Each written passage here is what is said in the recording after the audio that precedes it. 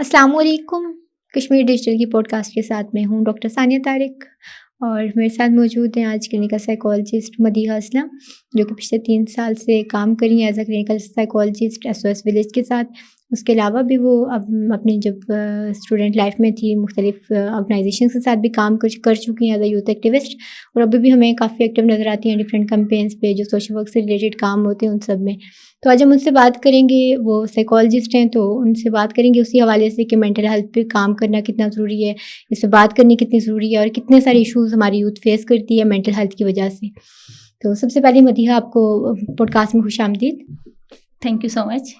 अच्छा, मुझे बताइएगा कि पिछले 3 साल से आप काम कर रही हैं एज अ क्लिनिकल साइकोलॉजिस्ट, उससे पहले भी आप एज अ यूथ एक्टिविस्ट मुख्तलिफ ऑर्गेनाइजेशन के साथ काम करती रही हैं। तो ये बताइएगा कि कितना जो मेंटल हेल्थ से रिलेटेड काम है या जितनी उसकी वो है उसकी कितनी ज़रूरत है इस पे काम करने की। एज अ साइकोलॉजिस्ट आपने क्या फ़ील किया, क्या ऑब्जर्व किया कि हमारी यूथ को, हमारे बच्चों को, हमारे इवन एल्डर जो लोग हैं उनको कितनी ज़रूरत है काउंसलिंग की, मेंटल हेल्थ के जो इश्यूज़ हैं उस पर काम करने की, थेरेपीज़ की, इन सारी चीज़ों की।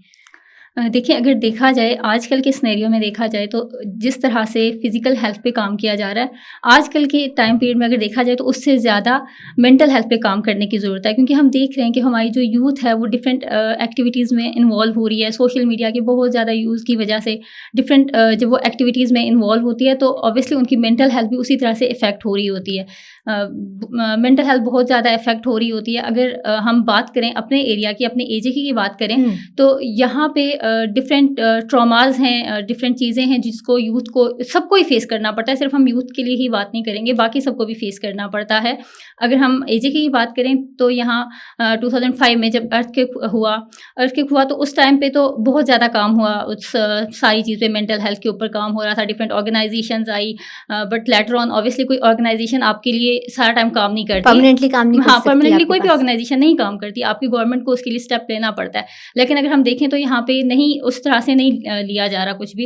और अर्थक्वेक के साथ साथ अगर हम देखें, हम क्योंकि एजे के है, एलओसी एरिया है हमारा सारा, तो जो एलओसी पे जो हमारी जितनी भी पॉपुलेशन है उन सबको डिफरेंट ट्रॉमास फेस करने पड़ रहे हैं। उनकी मेंटल हेल्थ ज़्यादा इफेक्टेड होती है एज़ कम्पेयर टू जो सिटी में जो लोग रह रहे हैं, एलओसी से जो दूर रह रहे हैं।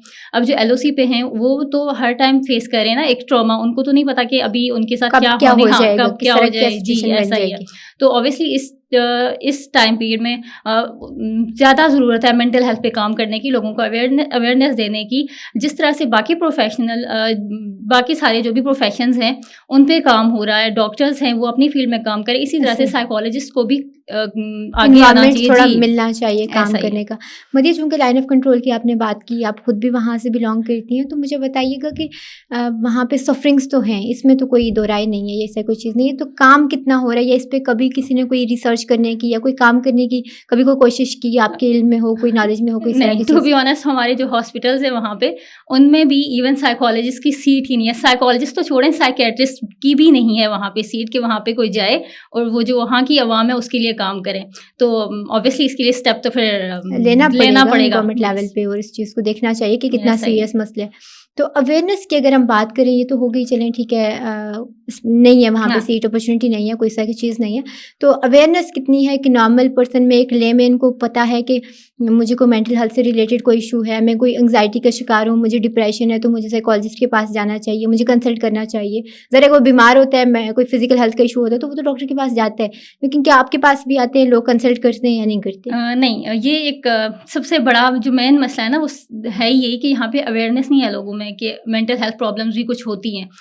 मैंने जब शिफ्ट किया इस्लामाबाद से यहाँ पे, तो मुझे था कि अच्छा अब फील्ड में जाऊँगी, अपनी फील्ड में, वो हर बंदा मोटिवेटेड होता है, तो मैं भी मोटिवेटेड थी कि मैं जाऊँगी फील्ड में काम करूँगी। लेकिन मैं जब यहाँ पे आई तो यहाँ पे तो अवेयरनेस ही नहीं है लोगों में ना। अगर आप किसी को बताने की कोशिश भी करते हैं कि आपकी मेंटल हेल्थ, आपको कोई मेंटल हेल्थ प्रॉब्लम है, आपको कंसल्ट करना चाहिए, दिखाना चाहिए, तो लोगों को ना एक डर है उनमें। अगर किसी को थोड़ा बहुत समझ भी आ जाती है कि हाँ कोई प्रॉब्लम है, लेकिन उनमें ये डर है कि हमारी सोसाइटी ने ना टैबूज बनाए हुए हैं। वो टैबूज, अब कोई साइकोलॉजिस्ट के पास कोई जा रहा है तो उसके साथ ये टैबू लग जाएगा, ये तो है ही पागल, हाँ, वो जजमेंट, हाँ, फियर ऑफ जजमेंट, ऐसा ही है।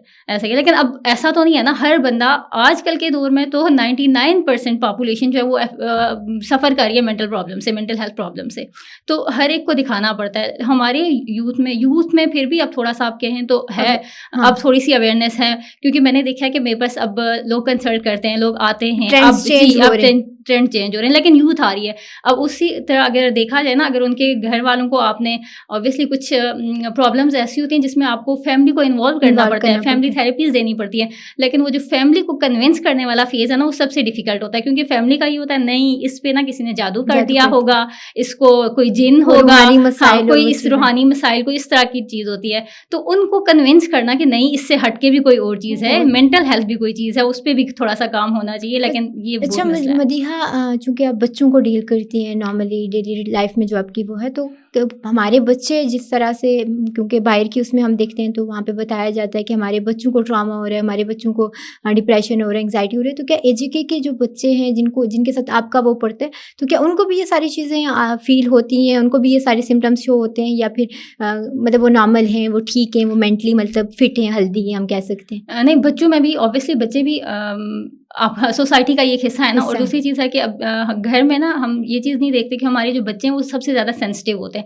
हमारी यूथ और हमारे जो एल्डर पीपल हैं उनसे ज़्यादा हमारे जो बच्चे हैं वो ज़्यादा इफेक्ट हो रहे होते हैं। अगर घरों में कोई मसाइल चल रहे होते हैं, कोई किसी भी तरह का कन्फ्लिक्ट चल रहा है, वो कन्फ्लिक्ट शायद उस यूथ को या उस उनके पेरेंट्स को इतना इफेक्ट नहीं करेगा जितना बच्चे को इफेक्ट करता है, क्योंकि बच्चे का जो ब्रेन है ना, उस पर बहुत जल्दी इफेक्ट पड़ता है। वो सेंसिटिविटी की बात होती है ना, शायद वो डिसेंसिटाइज हो जाते हैं वो सारी चीज़ों को फेस करके, जब हम बड़े हो जाते हैं और वो हो जाते हैं, तो बच्चों ने वो चीज़ें शायद नई उसमें फेस करनी होती हैं, अभी भी शुरू की होती हैं, तो वो उस हिसाब से भी उनकी डेवलपमेंटल स्टेजेस होती हैं। जी, डिसेंसिटाइजेशन भी आप कह सकती हैं। एक और चीज़ भी है कि जब हम थोड़े बड़े होते हैं तो हमारे अंदर कोपिंग मैकेनिज्म होते हैं, हमें पता है कि हमने किस सिचुएशन से किस तरह से कोप करना है। अब एक छोटा बच्चा ना, उसके पास कोई कोपिंग मैकेनिज्म नहीं होता, उसको नहीं पता उसने कैसे इस सारी सिचुएशन से निकलना है, तो वो एक ही चीज़ पे ना फिक्सेट हो जाता है, कुछ किसी एक ही प्रॉब्लम पे, तो वो फिर थ्रू आउट द लाइफ उसका ट्रॉमा बन जाता है।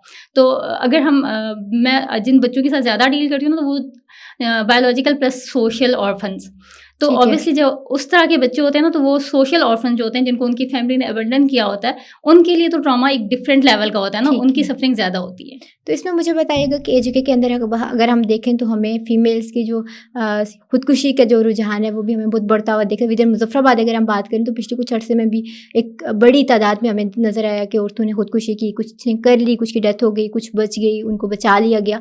तो उस तरफ भी अगर कोई है, कोई कोशिश होनी चाहिए काम करने की, या वजह क्या है उसके पीछे, कभी आपने कोई रिसर्च की हो या जानने की कोशिश की हो, एज अ साइकोलॉजिस्ट आपने ऑब्जर्व किया हो ये? हाँ जी, एज अ देखिए, एक इंसान है ना, एक इंसान की कैपेसिटी होती है किसी भी चीज़ को बर्दाश्त करने की। एक टाइम के बाद बर्नआउट होता है, स्टार्ट हो जाता है, किसी भी चीज़ में देख लें तो बर्नआउट होता है। तो वो फीमेल के केस में भी यही होता है कि जब उनको नहीं मिल रही होती ना उस तरह की अप्रिसिएशन मिलेगी, ना मोटिवेशन मिलेगी, कोई भी चीज़ नहीं मिल रही उनको, और उन पे प्रॉब्लम्स कन्फ्लिक्ट्स ज़्यादा चल रहे हैं, तो ऑब्वियसली उनका भी बर्नआउट होना है, और इस पे काम नहीं हो रहा, किसी भी फील्ड में नहीं हो रहा। और अगर वही बात है कि अवेयरनेस की भी कमी है, अगर वो बाहर निकले, कैथारसिस करें, हर इंसान के लिए कैथारसिस ज़रूरी होता है, ऐसा ही है। अप्रोच करेंगी, कैथारसिस करेंगी, अपनी चीज़ें शेयर करेंगी, तो शेयर करने से ना काफ़ी चीज़ें आपकी सॉल्व हो जाती हैं। ऐसा ही है, मेंटल बर्डन तो एटलीस्ट कम होता है अगर सॉल्व नहीं भी होता।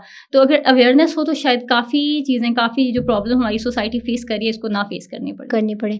तो अच्छा Madiha, psychology as a profession, as a career आपने चूज़ किया, आपके बाद आपके जूनियर्स, आपके सीनियर्स भी होंगे, तो कितना हमारे पास इन्वायरमेंट मिलता है प्रैक्टिस करने का, फील्ड में काम करने का, कितनी अपॉर्चुनिटीज़ होती हैं आपको, कितनी हर्डल्स आई इसमें कि जब आपने कहा कि मैं इसको एज अ प्रोफेशन चूज़ करूँगी, मैं इसमें काम परसू करूँगी? क्योंकि मैक्सिमम हमारा ये होता है कि डिग्री तो कर लेते हैं सारे, लेकिन फिर उसको प्रैक्टिकल जो है ना वो नहीं कर पाते। तो क्या अपॉर्चुनिटीज़ हैं, मिल जाती हैं ईजीली, या कितना वो बैरियर्स हैं इसमें? जैसे मैंने अभी स्टार्ट में आपको बताया ना, जब मैं MS की डिग्री लेने के बाद यहाँ पे आई ना, तो मैं बहुत मोटिवेटेड थी कि मैंने फील्ड में रह के काम करना है। और टू बी ऑनेस्ट मैंने कोशिश की कि मैं एक क्लिनिकल सेटअप बनाऊँ, एक प्रॉपर थेरेपी सेटअप यूथ के लिए, जिसमें मैं यूथ को जो नीड है यूथ की ना, वो सारी फुलफिल हो उस थेरेपी रूम में। लेकिन मुझे उसके लिए बाकी चीज़ें छोड़ें, स्पेस ही नहीं मिल पाई मुजफ्फराबाद में। क्योंकि एक चीज़ देखें, हमारे जो बाकी प्रोफेशनल्स हैं, जिसमें सबसे बड़ी हमारी जो कम्युनिटी जो हमें सपोर्ट कर सकती है वो है डॉक्टर्स कम्युनिटी। हाँ, मेडिकल वाले। अगर मेडिकल कम्युनिटी हमें सपोर्ट नहीं करेगी तो ऑब्वियसली हम नहीं कर सकते, कुछ भी नहीं कर सकते। हम एक कोई भी बंदा ना, एक इंडिविजुअली तो कितना वो कर सकता है। तो मैंने बहुत कोशिश की कि मैं ये चीज़ लेके चलूँ आगे, लेकिन मैं नहीं कर पाई, वो चीज़ नहीं चला सकी। क्यों? क्योंकि मुझे सपोर्ट नहीं मिली उस तरह से। अब है। ऑब्वियसली अब मैं अपना छोड़ तो नहीं सकती थी, मैं फ़ील्ड को लेके चल रही हूँ, लेकिन जो चीज़ एक गोल रखा था, जिसके लिए मोटिवेटेड थी, वो चीज़ नहीं हो नहीं सकी, हो नहीं हो सकी। सकी। यहाँ पे अपॉर्च्युनिटीज़ गवर्नमेंट लेवल पे भी देखें तो भी ज़ीरो है, अगर इंडिविजुअल लेवल पे भी आप कुछ करना चाहते हैं, तो तब भी आपको कहीं से भी ना आपको सपोर्ट नहीं मिलती वो यहाँ पे। वर्किंग एनवायरनमेंट नहीं मिलता ही मिलता, नहीं है। नहीं मिलता। ठीक है, बेसिकली हॉस्पिटल्स के बिल्कुल अंदर भी भी नहीं। हमारे पास एज़ अ साइकोलॉजिस्ट काम करने की अपॉर्च्युनिटीज़ बहुत लिमिटेड हैं और लिमिटेड जी, बिल्कुल लिमिटेड स्पेस होती है, 1 या 2 होंगी, वो भी देखिए ना, मैं यही कह रही सिटी में जो हॉस्पिटल्स हैं ना, यहाँ पे 1 या 2 सीट्स हैं साइकोलॉजिस्ट के ठीक है। लिए और जो हमारी बाकी एरियाज़ हैं, वहाँ पे एक भी नहीं है, जो हमारी डीएचयूज़ हैं, उनमें कोई सीट नहीं है हाँ, साइकोलॉजिस्ट के हालाँकि लिए, इसकी साइकियाट्रिस्ट ज़रूरत के लिए। मेरे ख्याल में जो आपके रूरल हेल्थ सेंटर्स हैं, जो बीएचयूज़ हैं, जो टीएचक्यूज़ हैं, उन तक उन भी तक होने भी चाहिए, है, एक्सेसिबल होना चाहिए। ऐसा ही है, तो ऐसा ही बहुत है। शुक्रिया मदी आपके वक़्त का कि मेंटल हेल्थ से रिलेटेड बात करना, वक़्त की भी ज़रूरत है और कहीं न कहीं हमारी जो सोसाइटी है, उस वो जो चीज़ें फेस करी है इसकी वजह से, उन सब पे अवेयरनेस क्रिएट करना हम सबकी रिस्पॉन्सिबिलिटी है। तो बहुत शुक्रिया, आपने वक़्त दिया, अच्छा लगा आपसे बात करके, दोबारा कभी ज़रूर आपको ज़हमत देंगे और मज़ीद भी इस पे बात करेंगे। ये थी मदिया असलम जो बात कर रही थी कि मेंटल हेल्थ कितनी ज़रूरी है, इस पे काम करना कितना ज़रूरी है और हमारी यूथ को और हमारी जो फीमेल्स हैं स्पेशली हमारे जो बच्चे हैं उनको मेंटल हेल्थ की इश्यूज़ की वजह से क्या-क्या चीज़ें फेस करनी पड़ती हैं। इसी के साथ मुझे दीजिए इजाज़त, मिलते हैं अगले प्रोग्राम में। अल्लाह ने के बाद।